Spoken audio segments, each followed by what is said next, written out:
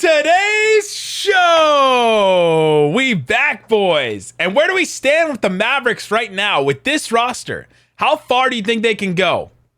We'll talk about that. We'll talk about everything that Isaac talked about and all the great interviews we had last week, all on today's Locked On Mavs. I'm Luka Doncic, and this is Locked On Mavericks podcast. Hey, Dallas Mavericks are NBA champions.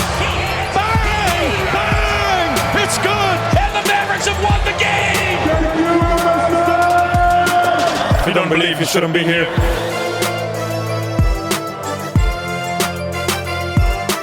Oh, let it ride. Let it ride. Return from vacation. And welcome. You are locked on to the Dallas Mavericks. My name is Nick Angstadt, media member and NBA channel manager for the Locked On Podcast Network. Thanks for making Locked On Mavs your first listen every day. We are free and available on all platforms, including YouTube, no matter which one of us is here. The best way to help us grow the show is to comment anything below. Let us know. Comment anything. And let us know, is this Mavs roster overall, top to bottom, better than the start of last season's roster? Remember the Porzingis trade? Brunson? Remember all that? Let us know what you think. Is this Mavs roster going into the season better? Joining me, as always, my co-host, writer, and contributor at Mavs.com, the hold down the fort friend, the one more thinking. What you got for me, Isaac Harris? I gotta shed a tear. If you're watching on YouTube, I'm wiping tears right now. Yes, he legit Thank is. God you're never allowed to go on vacation ever again, ever in your life. I'm here to unwreck the train, apparently. We literally got on so Zoom, I've heard. got on Zoom, and I was just trying to like air hug Nick, and like he's never allowed to leave me ever again. An incredible slate of guests. If you're just now tuning back in, you're like, "Oh, Nick's back. I'm back in the show." Yep. You're an idiot because you missed a ton of really great shows. Because Isaac had incredible guests. Greg St. Jean, Mavericks coach, had some great insight. Bob Sturm was great. Jeff Skin Wade was great. Shed Gallagher was fun. Tim Cato had the guns out. Incredible slate of guests. So great job from Isaac. Guns out. On BK Brala. Oh yeah, Bob, I forgot about Bobby. That was the first one. Bobby. On today's show, though, we're going to talk about where these Mavs stand right now. Where do we stand with this roster? We're still sitting around waiting for some other move. What if it never comes? We'll talk about this roster going into the season. And then let's dive into some of those interviews. Let's talk about some of the big things that stood out to Isaac, stood out to me, stuff that we haven't really gotten to talk about yet. The ball handler situation. The Mavs have a ball handler problem, but do the Mavericks coaches think they have a ball handler problem? Greg St. Jean shed some light on that a little bit, so we'll talk about all that today. Let's get into it, Isaac Harris. Back talking Mavs. We're back talking Mavs. 2 weeks. I didn't know if I know how to do this anymore, but here we are. I didn't either.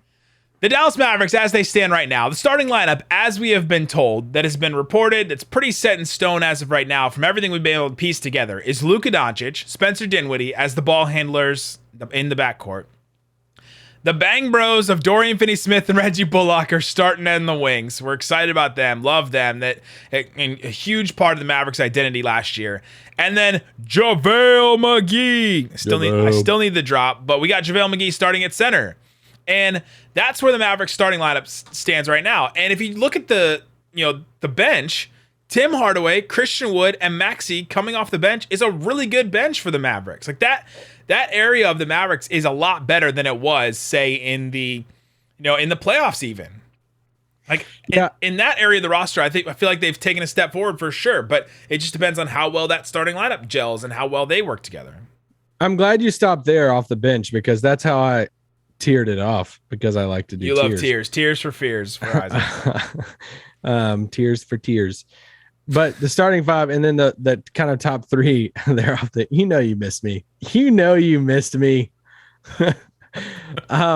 Tears for tears. Tim Hardaway, Christian Wood, Maxey, I had them kind of in their like group together off the bench. And once again, going back to what Jason Kidd said at Summer League, is like, hey, we got better on offense off the bench. Yeah. And it's like with Christian Wood coming off the bench, now you have this like kind of offensive duo of Christian Wood, Tim Hardaway Jr. You have two guys that can score 20 and maybe 30 on any given night coming off the bench. The Mavs did not have that to start the season at all last year. Like we were not thinking about Jalen Brunson as that guy to start the season last year. We are thinking that about these two guys going into this season. Yeah, so I think after that, my question looks at like I have 5 guys after that Burgers together. And fries. Yeah, not the restaurant, but after that, how many of those dudes will actually be into that Tim, Christian Wood, Maxi? Like it's a lock. Tim Hardaway, Christian Wood, Maxi Kleber will be in the rotation. 8-man rotation. Saw it off right there. Yeah, we'll be playing every single night. If you told me any of the next 5 guys would get a DNP-CD, I wouldn't, like on random nights, I wouldn't be shocked. Josh Green, Frank Ntilikina, shout out to St. Jean's pronunciation of Ntilikina, by the way. Davis Bertans, Dwight Tillica. Didn't he call him Frank Tillica? Yeah. Tillikina or something. Interesting. It made me like double check everything. I'm like, wait, man, I'm saying it wrong. Davis Bertans, Dwight Powell, Jaden Hardy. And it's like, I have those 5 dudes to where can one or two of those dudes jump into that next group of Tim, Christian Wood, Maxi to where, hey, it's a lock. Josh Green is playing every single night. Like maybe, I don't know. That's just where I feel right now. There's definitely a comment that Greg St. Jean had that I want to talk about when it comes to Frank Tillikina, and Josh Green and even Jaden Hardy. We'll talk about that a little bit later. But yeah, that's where the Mavs roster and their rotation kind of like squares off. Like I wrote it as Mavs depth chart, and then I wrote the playoff rotation under that, and it's like those top 8 guys, and then there's a flex spot. There's a flex spot of Dwight Powell, Davis, Josh Green, Frank Ntilikina, and then I guess throw Theo Pinson in there maybe. Jaden Hardy. But it's like who else? Like one of those guys maybe in a playoff rotation, if they either take a leap or because of matchup dependent, like matchup based, they find themselves in in that, like in the rotation. Because, one of the comments that Greg St. Jean had was about, playing JaVale McGee and Christian Wood together in the way that they kind of played JaVale McGee and Anthony Davis together in LA, the way that like their defensive principles and how that they can make that work together, and how their lineups are pretty flexible in that way. Well, if they're up against a matchup where they have to start JaVale and Christian Wood, then your backup bigs are just Maxi. And so then I can see Dwight Powell having a little bit more of a role in a situation like that. What if you need, a little bit more shooting and, somebody's down or something? Then all of a sudden Davis Bertans plays a little bit bigger of a role. You need more ball handling, and all of a sudden Frank Ntilikina, or more defense on the perimeter. You need more Frank Ntilikina or maybe Josh Green. So there's different scenarios where you can see that play out. But this is where the roster is right now, and it still seems one ball handler short, but yeah, this is what it is. And going into it, I feel like this is a good regular season roster. Well, I'm curious to see what that 15th spot, where does that go? Like, they have one regular roster spot open right now. If you want to slot in Pinson as the 14th guy, they have the 15th spot open. They have a 2-way spot open because they have Tyler Dorsey as one of the 2-ways. And Moses Wright, as we learned, was it over the weekend? It was last week sometime, yeah. Is going to play in China, so he's not going to be coming back. So I'm curious on the 15th spot, is it going to be a guy that immediately moves into, let's just say, for instance, they signed Eric Bledsoe. And Eric Bledsoe, to me, would move into the THJ, Christian Wood, Maxi. Like you're signing him to be a backup ball handler, to be a third guy off the bench type of guy. So he would move into that spot. Or do they use the 15th spot on just a young guy that they're just taking a swing on and saying, hey, like, you join the group of those 5 guys above you and say, let's see in camp if you can prove to be an 8th or 9th guy in the rotation. That's where I'm kind of curious what they do at the 15th spot. We're going to talk about some of those interviews you did last week, and it seems like all the media people are waiting on some other move to happen, right? Like they're waiting. Everybody seems to be waiting on some other move. But coming up, let's talk about what that move could be, what it would signify for us, and when it could happen, because it just seems like we're all still waiting on that other move. So let's talk about that coming up. But before we do, let me tell you about Built Bar. It's a protein bar that tastes like a candy bar. They're absolutely delicious. They're very good. And they sent us that cookie dough chunk bar. Did you try that one? Yeah. The it's pretty Puffs, good. that one was Yeah. great. My wife usually doesn't like Built Bars, and you may be a person that has tried them in the past and said, they're not for me. This is a really good one. Cookie dough chunk puffs. They have marshmallow fluff in the middle of it. They have actual pieces of cookie dough in it that are actually really, really good and delicious, and only 8 grams of sugar in it. My wife is sometimes like, oh, I want something that, will tide me over, a snack, but I don't want it to be too sugary. And I'm like, well, try a Built Bar. She's like, no, it's too much sugar. I'm like, there's 8 grams of sugar in it. That's like, you could put, like, if you fit all the sugar in a Built Bar into, like, that's in a can of, like, soda or Mountain Dew or something, it would take you, like, 15 Built Bars to get you that amount of sugar. There's just not a lot in it. So go check it out, built.com. Use the promo code LOCKED15 to get 15% off your entire order. It's built.com. Built or nothing.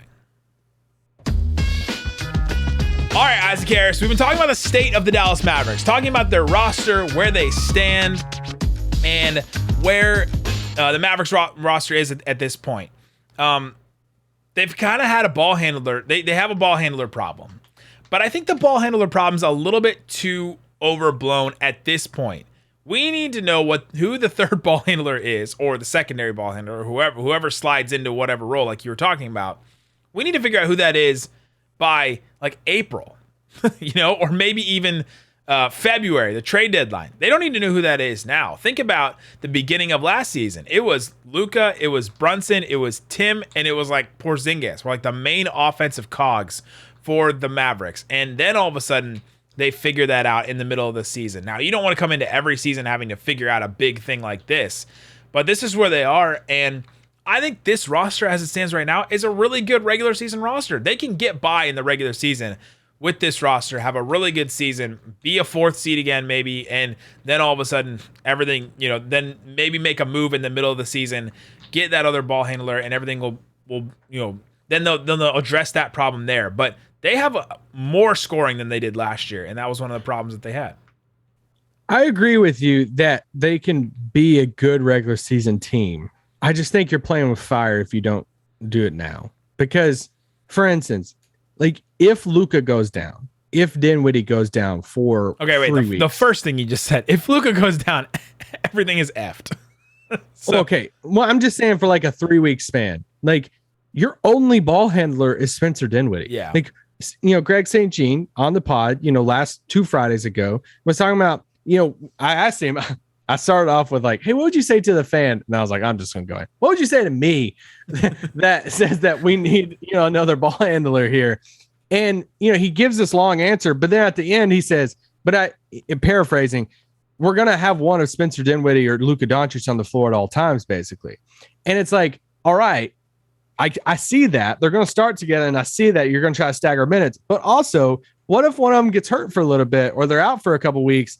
You're immediately asking a ton of Tim Hardaway, who's not a creator or set the offense to him. And then you're immediately asking a lot of Frank Ntilikina. What is Josh Green in that role? So that's where if everything hits right and they're healthy and there's no setbacks or anything like that, yes, they can win a ton of games. I'm regular season, okay. But man, you're playing with fire if you don't have another ball handler. His answer to that question that you asked, I thought was really interesting. I wrote it down. He said, we're not going to be able to replace Brunson's skill set. But Tim Hardaway Jr. is kind of like a free agent addition that we made. He made that comment again that Nico Harrison made that we love. And then you just kind of looked at him and you were like... explain yourself. Sorry. But then he said, there's some comfort in playing by committee. He said, Frank Ntilikina has initiated offense before and talked about that a little bit. He said, Josh Green's improving ball handling is someone who over time, we feel comfortable playing with the ball in his hand. And then we have Jaden Hardy. That's what he said when you asked him about this ball handler problem. That either to me says they're banking on one of those 3 guys to take a leap or to really jump into the rotation and jump out as somebody that is going to be a big contributor, or they're still waiting on the other move too, because that answer to me is not like that's not a good enough answer as an NBA team of, all right, we definitely need a third ball handler. Who's the guy? Well, we kind of feel like everybody can contribute. We're going to do a group project as the third ball handler. And I don't know if that necessarily works. That's what you say for the 4th spot. Like That's what you say for the Trey Burke role of, hey, we have 3 defined guys, and it's like that fourth. If one of the top 3 creator ball handlers, what we want to call them, goes down, hey, we have this committee by approach kind of. It's just like running back situation. Running back gets hurt in training camp or out for a few weeks. It's like, yeah, we got a couple guys. It's on the practice squad. They can fill in. One's a banger, one's a scat back, and it's like, all right, we can make it work. That's not what you're doing like every single night for how many ever minutes off the bench. So I'm me, like you, like anyone else, like almost every single guest while you're out still thinks that there's another move that's coming. Because those 3 guys, like to have that answer and have those 3 guys, like, okay, one of those 3 guys can be our third ball handler by committee. Frank Ntilikina is going into like year 5, 6. We know what Frank Ntilikina is at this point. Maybe he gets a little bit better, but he's only going to get a little bit better at the things we already know he can do in the NBA. He's not going to all of a sudden become a guy that can initiate like 15 to 20 possessions in the NBA or 15 to 20 pick and rolls in a game. Like that's just not going to be part of his game at this point. He mentioned Josh Green. You're not asking Josh Green to take the ball at the top of the key and create anything. You're asking him to maybe catch the ball and then run and pass somewhere else, but he's not going to start and initiate your offense. And then Jaden Hardy was kind of a thrown-in answer at the end of there. I don't expect anything from Jaden Hardy first year, right? Like we can't bank on anything from Jaden Hardy this first year. His play is a development play. Him and Sham God just working together all the time, and then maybe next year we expect him to be a fourth ball handler, somebody like that slides into that spot. Yeah. And they also didn't mention Pinson at all, which I found interesting because Pinson is a ball handler too. Like that's a big part of his game. But he didn't mention him as even like a throw in those 3 guys. But yeah. Never mentioned Dwight Powell either. Him saying that you'll rarely see a time where one of Luka and Dinwiddie are not on the floor. That's playing with fire, like you said.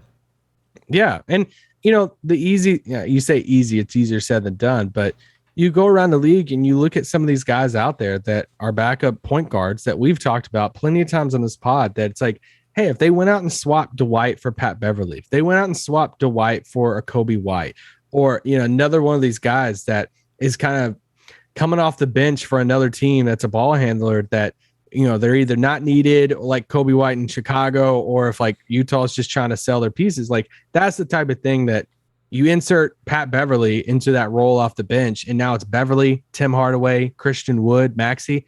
Like that's a solid bench unit. And now Beverly gives you insurance to where if like Luka has to miss a couple of games, and it's like Pat Bev and Dinwiddie coming out or whatever it is, it's like, all right, you get that. So anyway. I'm not banging on Pat Beverly specifically. I'm not banking on him initiating offense either. He's great, like 3-point shooter, but you want him or Frank?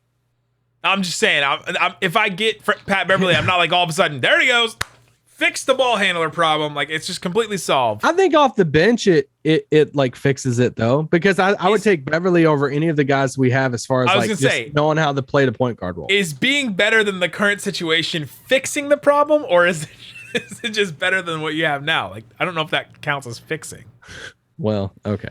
It's like, there was an Old Testament, and then go back to France. And then they came back with the New Testament. They fixed all the I have a soundboard before. Right now. You don't even know. Was it better than the Old Testament? I bought a soundboard while you were gone. Did you? And you don't even know. I'm just waiting for the right moment. So I want to, be able to touch the car. Hey, can you decrease the outro music for this one guy?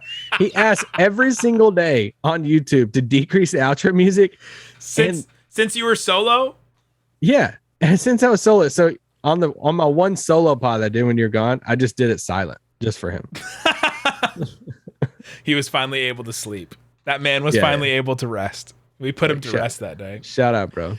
But the ball handler problem, I look at the reason why I say that the regular season is going to be fine is because you don't need as much ball handling in the regular season. You just need scorers. You just need guys that can score. And Brunson scored 16 points a game in the regular season. Tim scored 14 points a game last year, and Wood scored 18 points a game. Like, you're literally replacing Brunson's 16 points a game with those 2 guys that averaged 30-something points a game last year. Yeah, Christian Wood played in Houston, so I don't know how much I'm... Okay, we'll give him a 5 points per game bump down. You're still replacing Brunson's score with those 2 guys. And I also wanted to point out Dinwiddie's starts last year. Dinwiddie had 7 starts at the Mavs. The Mavs were 6-1 in Dinwiddie starts. He averaged 22 points a game and 4.5 assists in those starts. Now, it's only 7 starts, so small sample size theater, whatever you want to do with that. Also, the offense with Luka and Dinwiddie on the floor and no Brunson, 121 points per 100 possessions. Whoo, that's motoring offense right there. Now, the defense was awful with that group. So they definitely have to figure that out. But I'm getting weirdly confident, weirdly overexcited over this Dinwiddie season that's about to happen. This could be, I'm looking more and more into it. And the more I look into 2019, 20, the pre-ACL season. Go watch some highlight clips. Yeah, you look into all I know we're drinking the Kool-Aid, it's Locked On Mavs. I get it. But the more you look into the stuff, no. You and I make the Kool-Aid over here. We talk 5 days a week about the Dallas Mavericks. We're over here making all the other pods are off right now. You remember that? No, we're getting the Kool-Aid packets. We're getting the extra sugar that the package says. Put this extra sugar if you want. Mix it with the water. Stir. We got a spatula. We're over here mixing this Kool-Aid. We're drinking it ourselves, man. No one's talking us into this except us. So yeah. I'm excited about this Dinwiddie season coming up. I think it could be a massive one. The more I specifically talk about it, the more I talk myself into Spencer. Pretty much. That's who we're talking to at this point. Who else is the Spencer Dinwiddie agenda right now? You reading Mavs.com over there? Yes. That's you. You wrote that. Dang it. Did I just quote myself? Coming up. Couple other things that really stood out about Isaac's interviews over last week. Some incredible stuff, but the Mavs are still waiting on something else. They're waiting on some other move. When could it happen? And we'll talk about that a little bit coming up. All right, Isaac Harris. We're back. We're making analogies. We're yelling at each other. It's good. Feels good. The Mavs are waiting on another move. From Bob Sturm to Tim Cato to Jeff Skinwade to everyone. It just seems like anybody that has any connections with the Mavericks seems like they're going to make another move. Does this move have to happen before the season? Because I thought for sure I would leave, and as soon as I left for vacation 2 weeks ago, a move would happen my first day. I'd be on the plane and a move would happen, but it still hasn't. And it seems like they're waiting on the Kevin Durant thing, which may or may not happen now. The Donovan Mitchell thing, which just seems like they're just waiting on the right package from the Knicks. They're waiting on all those things to fall into place. And I don't know. Will that happen before the season starts? I don't know. But does it have to?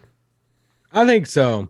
I just think you get into weird chemistry, culture stuff. And you just want to set the stuff now. You want to go through training. One of the things, and I joked about this the other day of get ready to take your drinks here.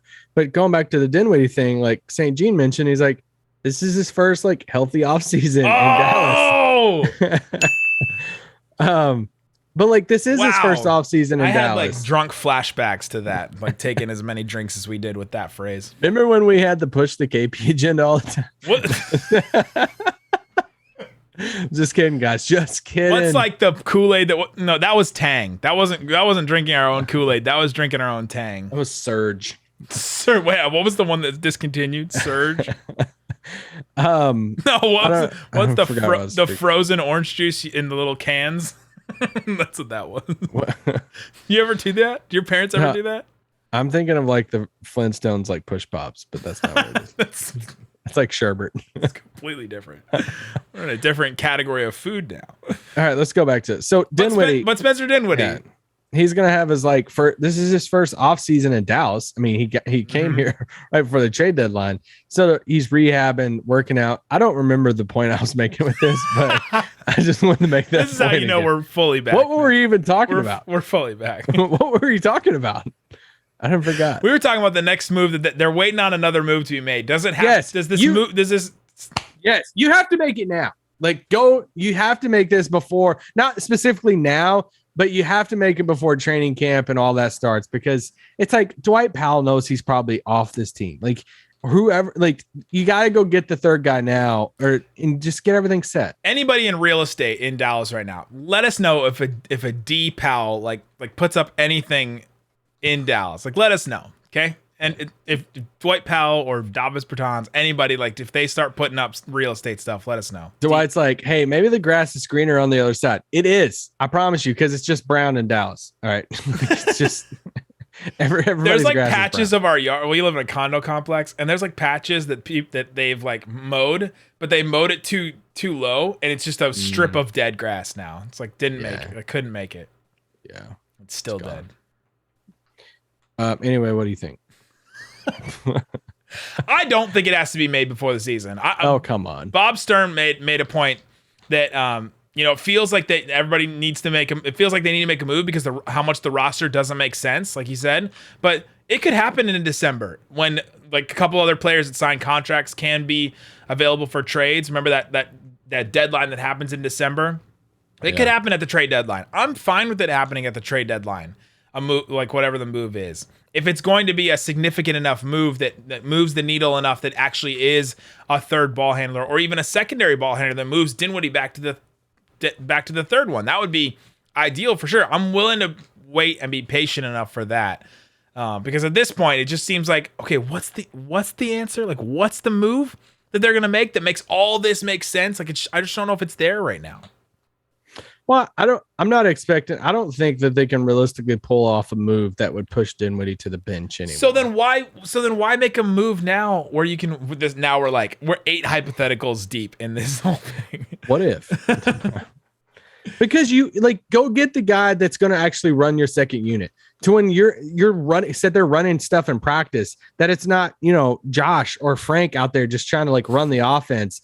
And it's Dinwiddie and Luka, or you can actually run sets where oh, hey, Spencer has, he got 3 fouls early in the first half. Now Luka's on the bench. Is our offense going to look weird as heck right now? Or do we have another guy that can actually run the crap? So that's why I think there's a benefit of just going and getting the guy. I'm saying it like it's just on the table that they can go get it. I know. I don't know if it is.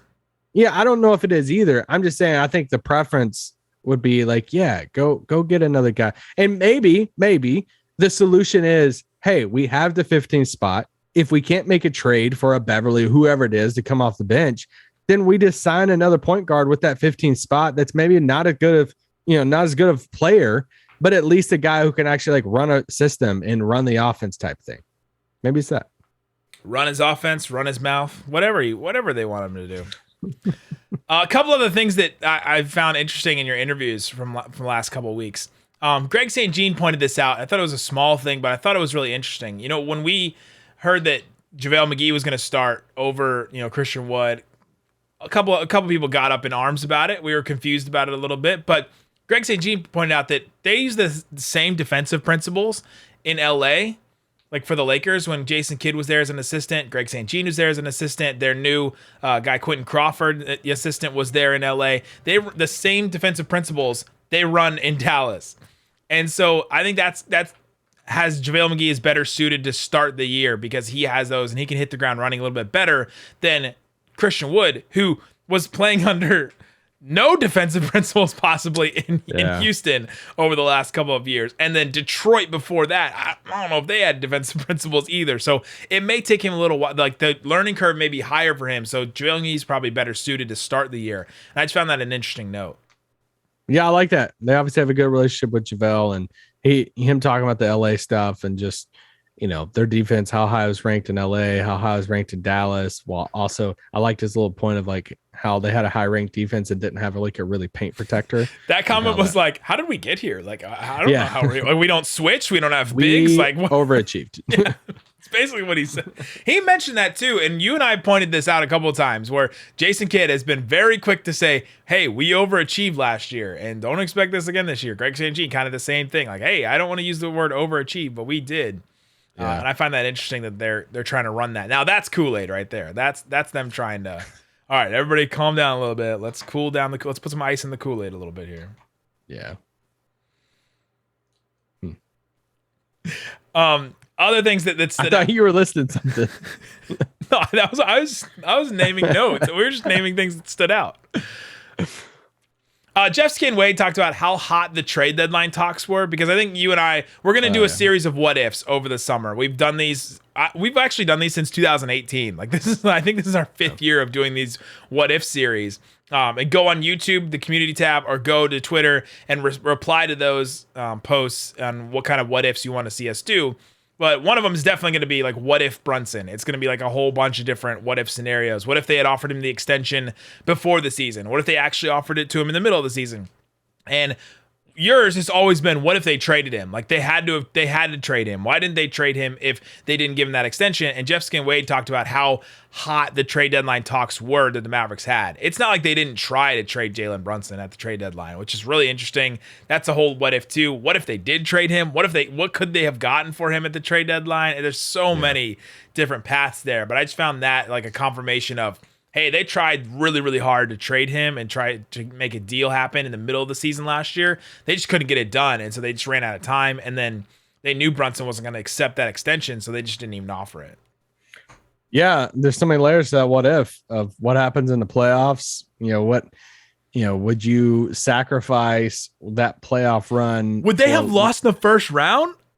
I know it depends on who the player was, right? Like, would you potentially sacrifice that playoff run, but have it be better set up for the future? Because they're only trading Brunson if you're getting back a really quality piece, but maybe that quality piece was under contract for a few more seasons and all that. So like, there's so many what ifs, and especially when you don't even know. Like, there was no rumor to where you're like, oh man, they had this on the table, Brunson for blank, right, that we could really do the what if and all that. But yeah. Jeff Skin Wade also mentioned the Mavs are more poised to make a big deal in the middle of this year, than they have been in the last couple of years. I found that interesting. Like without Brunson, I don't know if they have as much to make a huge move in the middle of this, but they have more picks available to them now that they're farther removed from that Porzingis trade. So I find that interesting in our talks from earlier about, should the Mavs make their move now or should they wait and make a bigger move in the middle of the season possibly? You would desperately need Christian Wood and or Spencer Dinwiddie to start off the year very, very hot. Tim Hardaway as well. Yeah.